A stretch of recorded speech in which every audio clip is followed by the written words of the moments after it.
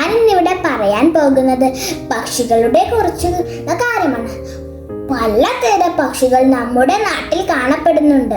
പലതരം നിറത്തിലുമുള്ള പക്ഷികൾ നമ്മുടെ വീട്ടിലും അവിടെയെല്ലാം ഉണ്ട്.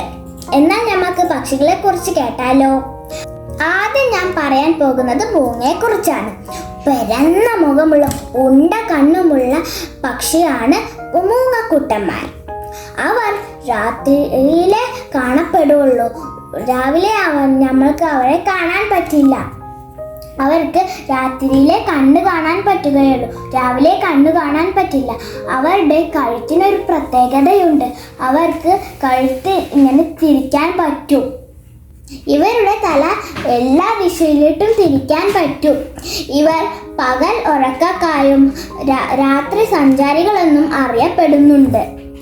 നമ്മുടെ നാട്ടിലും അങ്ങ് അന്റാർട്ടിക്കയിൽ വരെ ഉണ്ട് ഈ തരം മൂങ്ങകൾ. ഇവർക്ക് അടുത്തുള്ള സാധനങ്ങളൊന്നും കാണാൻ പറ്റില്ല. അവർക്ക് ദൂരെയുള്ള വസ്തുക്കൾ പെട്ടെന്ന് കണ്ടുപിടിക്കാൻ പറ്റും.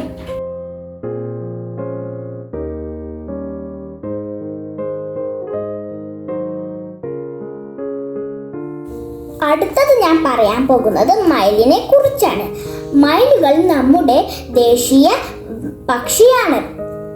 അവർ നീല കളറിലും അവർക്ക് നല്ല വലിയ നീളമുള്ള പീലികളുമുണ്ട്.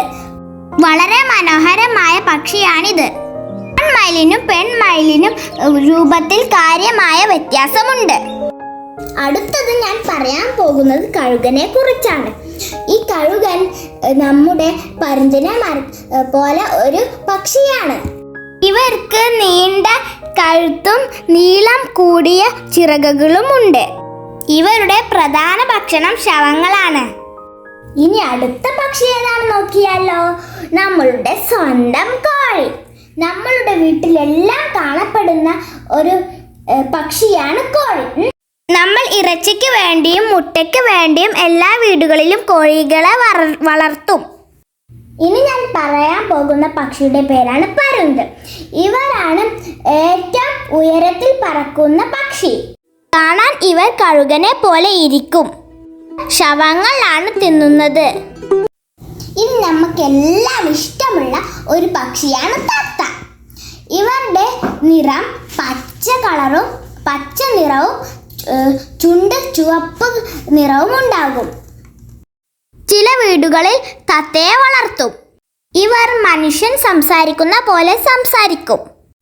ഇനി ഞാൻ പറയാൻ പോകുന്ന ഒരു നല്ല ചന്തമുള്ള ഒരു പക്ഷിയുടെ പേരാണ്. ആ പക്ഷിയുടെ പേരാണ് പ്രാവ്. വെളുത്ത നിറം, ചാരനിറം, തവിട്ട് നിറം എന്നിങ്ങനെ പലതരത്തിലും നിറത്തിലും പ്രാവുകളെ നമുക്ക് കാണാൻ കഴിയും. പ്രാവുകളെ സന്ദേശവാഹകരായി ഉപയോഗിക്കുന്നു. അടുത്തത് നീല നിറത്തിലുള്ള മീൻകൊത്തി പൊന്മാൻ. മത്സ്യമാണ് ഇവരുടെ പ്രധാന ഭക്ഷണം. ഇവർ അധികം നീല നിറത്തിലാണ് കാണപ്പെടുന്നത്. അടുത്തത് ഏറ്റവും വലിയ പക്ഷിയായ ഒട്ടകപ്പക്ഷി. ഇവർക്ക് നീളമുള്ള കഴുത്തും കാലുകളുമുണ്ട്. അടുത്തത് താറാവ്.